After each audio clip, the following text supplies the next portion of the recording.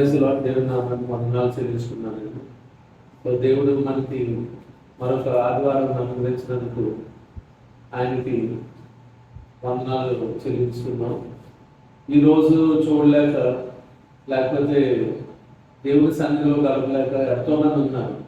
ఏదో ఒక కారణాల వల్ల, రీజన్స్ వల్ల, అనారోగ్యం వల్ల ప్రభు సన్నిధికి రాలేని స్థితిలో ఉన్నారు. కానీ దేవుడు మనకి అన్ని అనుకూలించి దేవుని సన్నిధికి రావడానికి దేవుడు ఆరోగ్యాన్ని ఇచ్చి అన్ని విధాలుగా ప్రభు సహకరిస్తున్నందుకు మనం ఆయనకి ఎంతగానో ఆయనకి వందనాలు చెల్లించుకోవాలండి. గత కొన్ని వారాలుగా యేసు ప్రభు యొక్క సిలువని గురించి, మరణాన్ని గురించి, పునరుత్థానం గురించి ఈ మాటలు మనము ధ్యానిస్తున్నాం. సో అలాంటి రిలేటెడ్ వాక్యాలని మనము ధ్యానించాలండి. అపోస్తుల కార్యములు మొదటి అధ్యాయము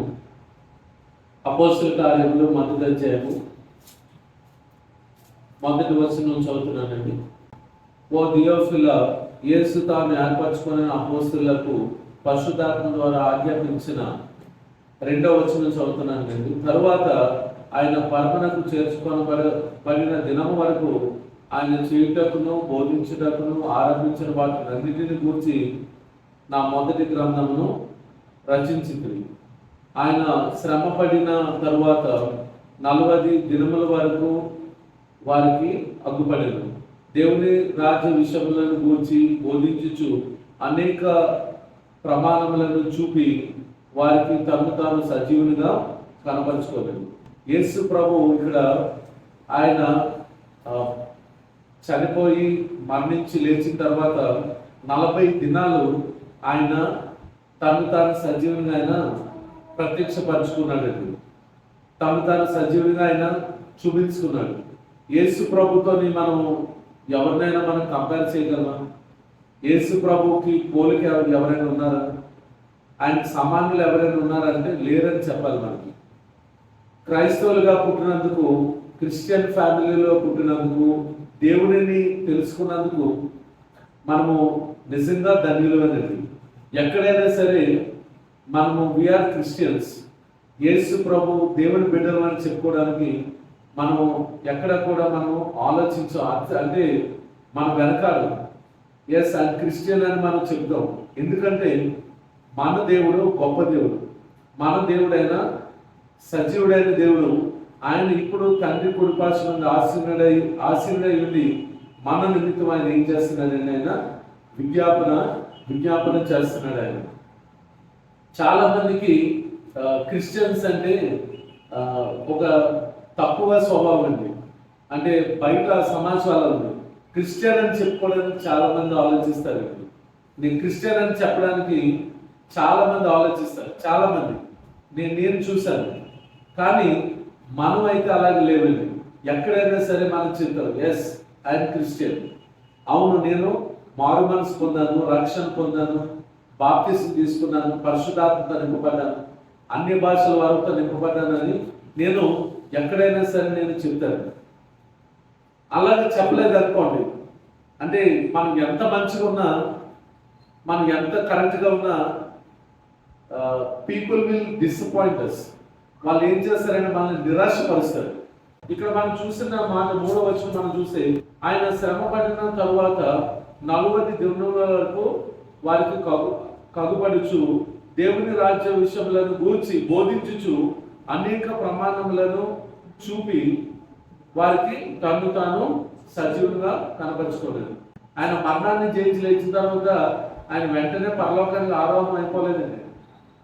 ఆయన తను తాను సజీవుడిగా ఆయన కనపరుచుకున్నాడు. ఆయన ఎన్నో సందర్భాల్లో ఆయన తను తాను ప్రత్యక్షపరుచుకున్నాడు. ఆయన 4వ మాట మనం చూస్తే ఆయన వారిని కలుసుకొని ఇలాగూ ఆజ్ఞాపించను, మీరు యెరూషలేము నుండి వెళ్ళక నా వలన వినిన తండ్రి యొక్క వాగ్దానం గురించి కొరకు కనిపెట్టింది. అక్కడ ఉన్నటువంటి వారందరికీ ఆయన ఏం చెప్తున్నారంటే, మీరు ఏదైతే తండ్రి నుంచి వాగ్దానం ఏదైతే పొందుకున్నారో వాటిని పొందుకోవడానికి మీరు యెరూషలేములోనే ఉండమని చెప్పడం జరిగిందండి. 5వ మాట మనం చూస్తే యోహాను నీళ్లతో బాప్తిసం ఇచ్చాను, కానీ కొద్ది దినములలోగా మీరు పరిశుద్ధాత్మలో బాప్తిస్మం పొందుదురు అని. అందరూ కూడా మనందరం కూడా నీటి బాప్తిస్మం పొందామండి. నీటి బాప్తిస్మం తీసుకున్నాం అంటే పాతదంతా కూడా పాత పెట్టబడి నూతనంగా దేవుడు మనకి నూతనత్వాన్ని మనకి దయచేశాడు. గత జీవితాన్ని గత స్వభావాన్ని మనం పాతిపెట్టి నూతన స్వభావాన్ని నూతన మనసును దేవుడు మనకి అనుగ్రహించాడు. ఆ ఎక్స్పీరియన్స్ మనం అందరం కూడా అనుభవించాలండి. ఇక్కడ దేవుడు చెప్తున్న మాట ఏంటంటే మిమ్మల్ని పరిశుద్ధాత్మలో బాప్తిసం పొందుదని ఆయన అక్కడ వచ్చినటువంటి వారికి చెప్పడం జరిగిందండి. నెక్స్ట్ మాట మనం చూస్తే, కాబట్టి వారు కూడి వచ్చినప్పుడు ప్రభువా ఈ కాలమందు ఇశ్రాయేలీయులకు రాజ్యమును మరలా అనుగ్రహించదవా అని ఆయనను అడుగక, కాలములను సమయములను తండ్రి తన స్వాధీనపరచుకొని ఉన్నాడు, వాటిని తెలుసుకోవడం మీ పని కాదు. ఇశ్రాయేలీయులకి ఏంటండి సపరేట్గా రాజ్యం కావాలి, పరిపాలించడానికి ఒక వ్యక్తి కావాలి. ఆ సందర్భాలు బట్టి వారు మాట్లాడడం జరిగింది. కానీ అదంతా కూడా తండ్రి స్వాధీనంలో ఉంటుంది, ఆయన చూసుకుంటారని దేవుడు చెప్తున్నట్టుగా మనం చూస్తున్నాం. ఎరుగా మనం చూస్తే, అయినను పరిశుద్ధాత్మ మీ మీదకి వచ్చినప్పుడు మీరు శక్తి నొందుదురు గనుక మీరు యెరూషలేములోను యోదయ సమరయ దేశముల ఎన్నంతటను బూదిగంధముల వరకు నాకు సాక్షులై ఉందిరని వారితో చెప్పాను. అక్కడ యేసు ప్రభు ఆరాధన అవ్వక ముందు ఆయన ఏం చెప్తున్నారంటే, మీరు పరిశుద్ధాత్మతో నింపబడతారు. పరిశుద్ధాత్మతో నింపబడినప్పుడు మీరు శక్తిని పొందుకుంటారు. మనం అందరం కూడా దేవుని ఆత్మ చేత పరిశుద్ధాత్మ చేత నింపబడ్డాం. హల్లెలూయా, హల్లెలూయా. దేవుని ఆత్మ చేత నింపబడ్డాం కాబట్టి ఈ దినాన్న మనం ప్రభు సన్నిధిలో ఉన్నాం. ప్రభుని మనము ఆరాధన చేస్తున్నాం. దేవుని ఆత్మ మనలో లేదనుకోండి, మనం ఎప్పుడో నశించిపోయి ఉండేటువంటి వారు, మనం ఎప్పుడో భ్రష్టులం అయిపోయేవారు, మన కుటుంబం విడిపోయేది. కుటుంబంగా మనం కలుసున్నామంటే దేవుని ఆత్మ మనల్ని కూడా నడిపిస్తుందండి. దేవుని ఆత్మ లేకపోతే ఎవరికి సమాధానం ఉండదు. భార్య భర్తల మధ్య సమాధానం ఉండదు, పిల్లలు తల్లిదండ్రుల మధ్య సమాధానం ఉండదు, లేకపోతే బంధువుల మధ్య మన మధ్య సమాధానం ఉండదు. మనం సమాధానం కలిగి ఉన్నామంటే, ఇతరులతో మనం మాట్లాడగలుగుతున్నామంటే అది ఎవరి వల్ల సాధ్యమైంది? అది దేవుని వల్లది, దేవుని యొక్క ఆత్మ వల్లది సాధ్యమైంది. నేను ప్రార్థన చేసుకున్నప్పుడు నేను ప్రభుతో అంటున్నాను, ప్రభువా నేను ఇంత ఘోరమైన జీవితాన్ని జీవిస్తున్నాను, ఇంత భయంకరమైన జీవితాన్ని జీవిస్తున్నాను, ఇంత నీచమైన బ్రతుకుతున్నాను, ప్రభా నన్ను కనికరించిన ఆయన ప్రార్థన చేసుకున్నానండి. ఎందుకంటే ప్రభు అన్ని ఇచ్చిన తర్వాత, ప్రభు అన్ని సమకూర్చిన తర్వాత, ప్రభు అన్ని దీవెనలు ఇచ్చిన తర్వాత, అన్ని ఆశీర్వాదాలు ఇచ్చిన తర్వాత ఆయన కొరకు నేను జీవించగలుగుతున్నానా? ఆయన కొరకు నేను బ్రతకగలుగుతున్నానా? ఆయనకు సాక్షిగా నేను జీవించగలుగుతున్నానా? ఏదో కొంత సమయాన్ని కేటాయిస్తున్నాను, ఏదో కొంత సమయాన్ని ప్రభు కొరకు వెచ్చిస్తున్నాను. కానీ నేను ఇలాగున్నానంటే, ఈ స్థితిలో ఉన్నానంటే ఆయన ఇచ్చిన బ్లెస్సింగ్ అది. కానీ మనం ఏం చేస్తున్నామంటే మనం మర్చిపోతున్నాం. ఘోరమైన జీవితాన్ని జీవిస్తున్నాం, భయంకరమైన జీవితాన్ని జీవిస్తున్నాం, నీచమైన బ్రతుకుతున్నాం. ఎందుకంటే రోజుకి 24 గంటల్లోని మనం ప్రభు కోసం ఎంత టైం స్పెండ్ చేస్తున్నామో మనం ఆలోచించాలండి. ప్రభు కోసం మనం ఎంత సమయాన్ని వెచ్చిస్తున్నామో మనం ఆలోచించాలి. 24 గంటల్లోని ఎంత టైం స్పెండ్ చేస్తున్నాం? 5 minutes, 10 minutes, 1 hour, ఎంత సమయం మనం స్పెండ్ చేస్తున్నామండి? కానీ దేవుడు మనల్ని అన్ని విషయాల్లో దీవిస్తున్నాడు. కానీ ఆ దీవెనలు పొందుకొని అటు రీతిగా మనం బ్రతుకుతున్నామా? నేను ప్రార్థన చేసుకున్నప్పుడు మా అబ్బాయికి తెలుసు, ప్రభువా నన్ను క్షమించండి, నా భార్య నా కుమారునికి క్షమించండి, మీకు చేసిన పాపాలు అపరాధాలకు క్షమించండి. రోజు నేను ప్రార్థన చేస్తానండి. నేను ప్రార్థన చేసుకున్నప్పుడు వ్యక్తిగతంగా, ప్రభా ఈ ఘోరమైన జీవితం జీవిస్తున్నాను నాయన, భయంకరమైన జీవితం జీవిస్తున్నాను, అసహ్యమైన బ్రతుకుతున్నాను, ప్రభా నన్ను క్షమించండి. అసహ్యమైన బ్రతుకే. ఎందుకంటే ప్రభు కోసం మేము ఏం చేయలేకపోతున్నాం, ప్రభు కోసం మా కుటుంబంగా మేము ఏం సాధించలేకపోతున్నాం. ఆయన నుంచి అన్ని దీవెనలు పొందుకొని, ఆశీర్వాదాలు పొందుకొని, మంచి ఆరోగ్యాలు పొందుకొని, what we are doing for the Lord ఏమీ చేయలేకపోతున్నాం. మేము ప్రభు సన్నిధిలో నేను అలా ప్రార్థన చేసుకుంటాను, నేను అలా కన్నీరు కాల్చాను. కానీ ఏదో ఒక రోజున దేవుడు మమ్మల్ని మా కుటుంబాన్ని వాడుకుంటాడు అనేటువంటి ఆశ ఉంది. దేవుడు మమ్మల్ని ఆయన సాక్షులుగా నిలబెడతాడనేటువంటి ఆశ ఉంది, ఆ హోప్ ఉంది. కాబట్టి నేను మా కుటుంబం ఆత్మీయ జీవితంలో మేము ముందుకు కొనసాగుతున్నాను. ఇక్కడ 8వ వచనం మనం చూస్తే, అయినను పరిశుద్ధాత్మ మీ మీదకు వచ్చినప్పుడు మీరు శక్తి నొందుదురు కనుక మీరు యెరూషలేములోను యూదయ సమరయ దేశంలోని అంత భూదిగంతముల వరకు మాకు సాక్షులై ఉందిరని వారితో చెప్పారు. ఇక్కడ మనం ఆత్మీయ జీవితంలో మనం జీవిస్తున్నప్పుడు, దేవుని ఆత్మతో నడిపిస్తున్నప్పుడు, పరిశుద్ధాత్మతో నింపబడినప్పుడు తప్పులు చేయరా? నేను పొరపాటు చేస్తాను. తొందరపాటు వల్ల, కోపం వల్ల ఏదైనా తప్పు చేయొచ్చు, ఏదైనా పొరపాటు జరగవచ్చు. మనలో ఉన్నటువంటి పరిశుద్ధాత్మ ఏం చేస్తుందండి? సరిచేస్తుంది, బాగు చేసి మళ్ళీ ఆయన మార్గంలో నడిపిస్తుంది. దేవుడు మనం ఎన్ని తప్పులు చేసినా, ఎన్ని పాపాలు చేసినా దేవుడు మనల్ని విడిచిపెట్టాడా? మనల్ని ఎప్పుడు ఎన్నడూ విడిచిపెట్టలేదు. ఆయన ఎప్పుడు కూడా విడిచిపెట్టలేదు. కాబట్టి మన దేవునితో మనము ముందుకి కొనసాగుతున్నామండి. ఎప్పుడైనా సరే దేవుని కొరకు సాక్షిగా ఉండాలంటే మొట్టమొదటిగా మనం కుటుంబంలో దేవునికి సాక్షిగా ఉండాలండి. మొట్టమొదటిగా కుటుంబంలో సాక్ష్యం కలిగి ఉండాలి. నేను దేవుని కొరకు సాక్షిగా ఉన్నానంటే కుటుంబంలో ఉండాలి. అప్పుడు నా భార్య నన్ను, నా యొక్క సాక్ష్యాన్ని, నా యొక్క జీవితాన్ని చూస్తుంది. తను నా కుమారుడు చూస్తాడు. నా కుమారుడికి నేను చెప్పుకోలేని పరిస్థితిలో ఉన్నాను అనుకోండి, నేను కరెక్ట్గా సాక్ష్యం కలిగి ఉన్నానా? చాలా మంది క్రిస్టియన్ ఫ్యామిలీస్లో ఇలా చెప్తున్నానని తప్పుగా అర్థం చేసుకోకండి. క్రిస్టియన్ ఫ్యామిలీస్ ఎలా ఉంటాయంటే, భర్త సంఘానికి వస్తే భార్య రాదు, భార్య సంఘానికి వస్తే భర్త రాదు, భార్య భర్తలు వస్తే పిల్లలు రాదు.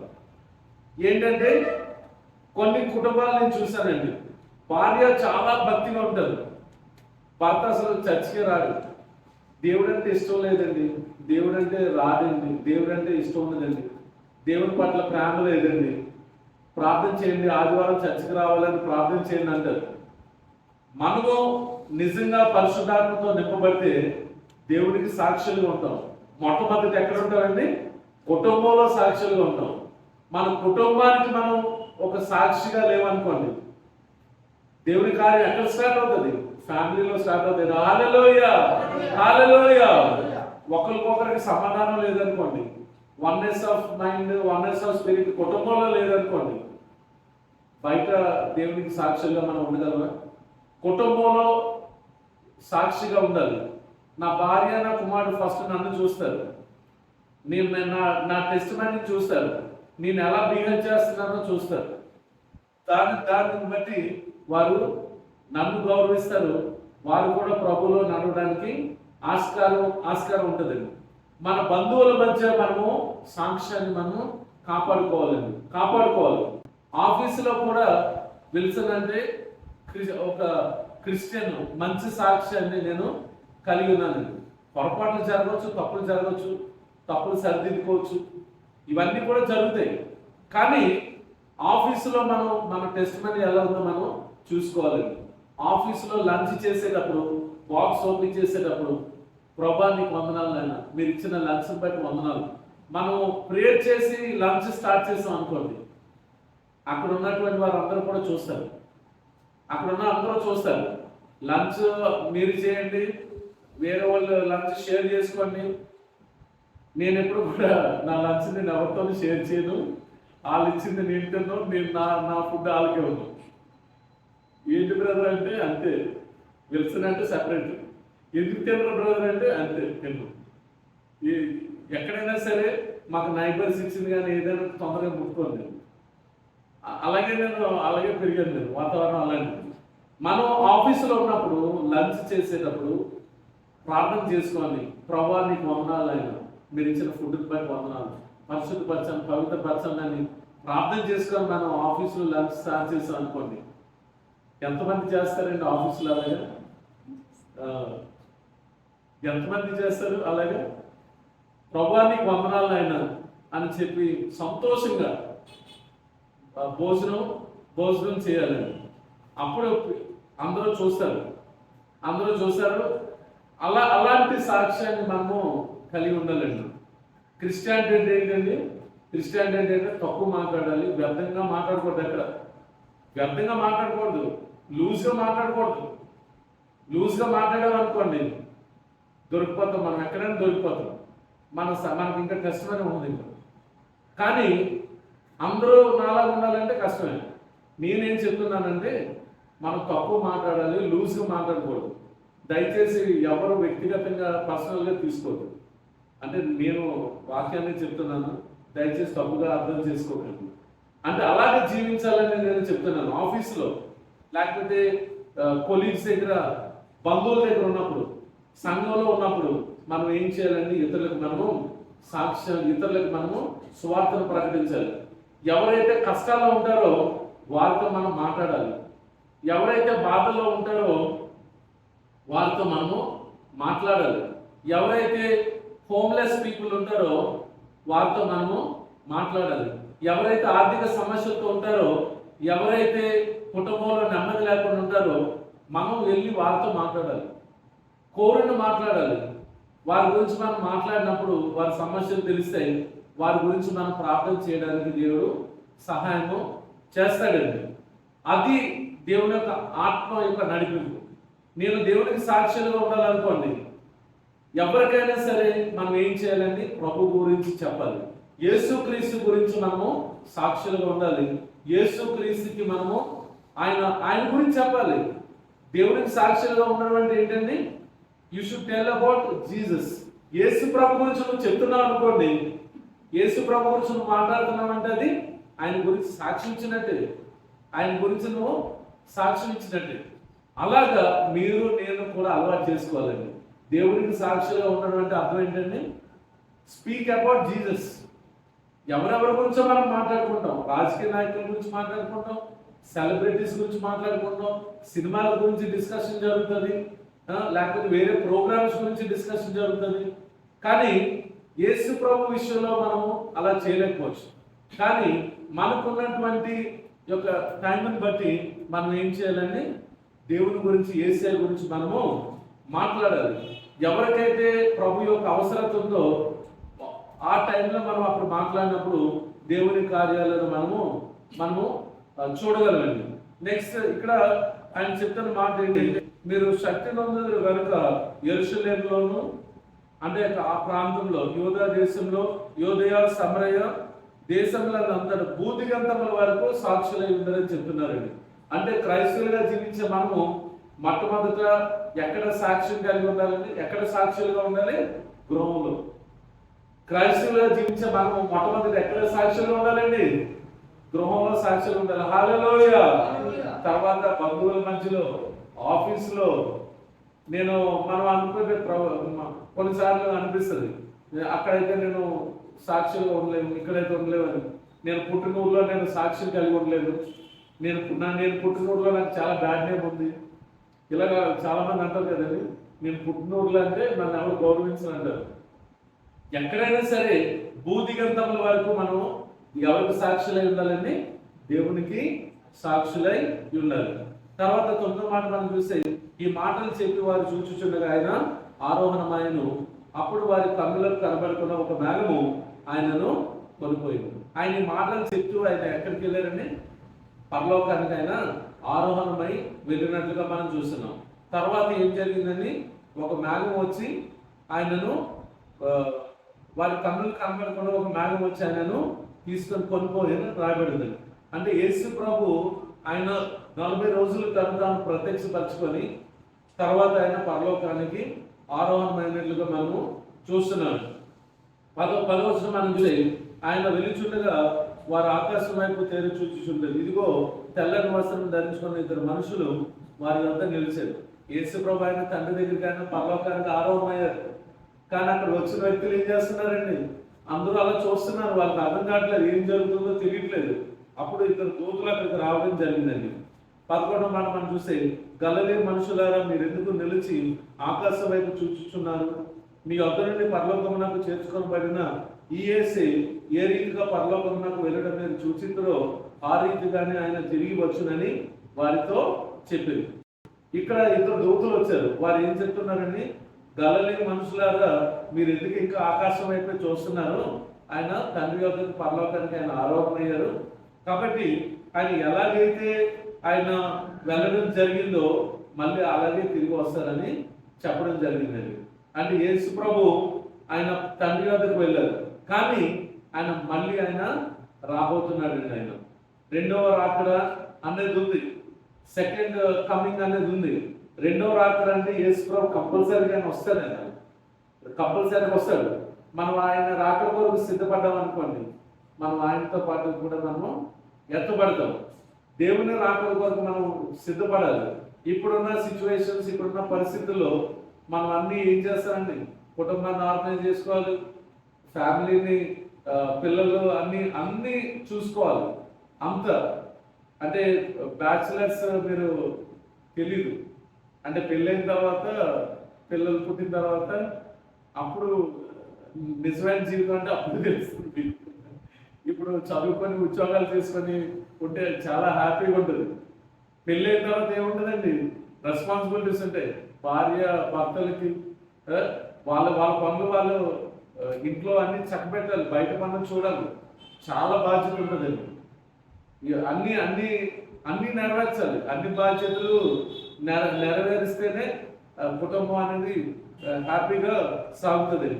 అన్ని చూసుకుంటూ అన్ని చక్కబెట్టుకుంటూ మనం ఏం చేయాలండి, ప్రభు రాకడ కొరకు సిద్ధపడాలి. వేరే వారిని కూడా, ఇతరులు కూడా మనం దేవుని రాకడ కొరకు మనం ఏం చేయాలండి, సిద్ధపరచాలి. హల్లెలూయా, హల్లెలూయా. ప్రభు రాకడ కొరకు ఇతరులు సిద్ధపరచడం అంటే ఏంటండి, యేసయ్య గురించి చెప్పడం, యేసయ్య గురించి, ఆయన రాకడ గురించి చెప్పడం, వారిని కూడా సిద్ధపాటు కలిగి ఉండాలని మనము తెలుసుకోవాలండి. ఇప్పుడు ఉన్నటువంటి జనరేషన్, ఇప్పుడున్న పరిస్థితి ఎలా ఉందో తెలుసండి. 40 years దాటిన తర్వాత, 40 సంవత్సరాలు దాటిన తర్వాత లైఫ్ ఇంకా గ్యారంటీ అనేది లేదండి. ఇప్పుడున్న సిచ్యువేషన్లో చూస్తున్నాం. 40 సంవత్సరాలు దాటిన తర్వాత ఎప్పుడు పరిస్థితి ఎలా ఉంటుందో తెలియదు. హార్ట్ అటాక్ ఎప్పుడు వస్తుందో తెలియదండి. మా ఏరియాలో, మా అపార్ట్మెంట్లో అదే జరిగిందండి. చిన్న కూడా 42 years ఉంటాయి, హార్ట్ అటాక్ వచ్చిందండి దానికి. అంటే చాలా హెల్తీగా ఉంటారు ఆయన, 42 ఉంటాయి అంతే. హార్ట్ అటాక్ వచ్చిందంట, అంటే కింద పడిపోయాడు ఆయన. పడిపోతే కొంచెంసేపు మళ్ళీ లేచారంట. ఏమైందని అడిగారు. ఏమైనా అయిన తర్వాత మళ్ళీ స్ట్రోక్ వచ్చిందంట. అంటే అక్కడికక్కడ స్పాట్లో అయినా చనిపోయాడు. నాలాంటి వాళ్ళకి, 40 years దాటిన వాళ్ళకి, నాలాంటి వారికి నా లైఫ్ ఏంటంటే బోనస్ అన్నమాట. ఇదంతా కూడా నా లైఫ్ అనేది ఏంటంటే ఎక్స్టెండ్ అవుతుంది అంతే. ప్రభు ఎక్స్టెండ్ చేస్తున్నారు. 40 years తర్వాత నీకు ఎక్స్టెండ్ చేస్తున్నారు దేవుడు. ఇదంతా ఏంటంటే ఆయన కృప, ఆయన కృపలోనే కొనసాగుతున్నాం. కాబట్టి వయసు పెరుగుతున్నప్పుడు మనం ఇంకా దేవుడికి దగ్గరగా జీవించాలండి. ఎప్పుడు ఏం జరుగుతుందో మనకు తెలియదు. మనం దేవుడి కొరకు నమ్మకంగా యథార్థంగా ఉన్నప్పుడు దేవుడు మన ఆయుష్ను పెంచుతాడు. ఇతరుల కొరకు దీవెనకరంగా దేవుడు మనల్ని ఉంచుతాడు. దేవుడి కొద్ది మాటలు దీవించుకుంటాడు.